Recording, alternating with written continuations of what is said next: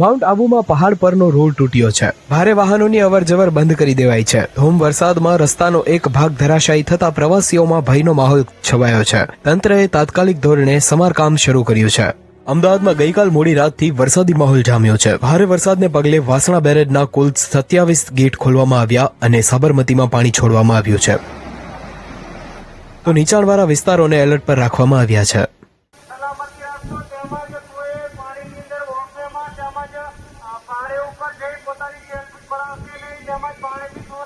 સાબરમતીમાં પાણીની આવક વધતા જૂના વાડજમાં નીચાણવાળા પરીક્ષિત નગરમાંથી 25 કુટુંબને સલામત જગ્યાએ ખસેડવામાં આવ્યા. રાજકોટના ઉપલેટામાં આવેલો વેણુ 2 ડેમ ફરી ઓવરફ્લો થયો છે. 56 ફૂટની સપાટી ધરાવતો આ ડેમ સંપૂર્ણ ભરાઈ જતા તેમના 4 દરવાજા 3 ફૂટ સુધી ખોલવામાં આવ્યા છે.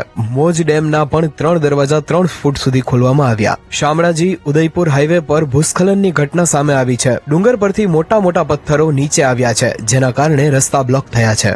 બનાસકાંઠામાં સમીરગઢ પાસે બનાસ નદીમાં એક યુવક 16 કલાકથી ફસાયો હતો. પથ્થરોના સહારે બેસીને બચવાની રાહ જોઈ રહ્યો હતો ત્યારે આખો વિડિયો જોવા માટે ડાઉનલોડ કરો દિવ્ય ભાસ્કર એપ.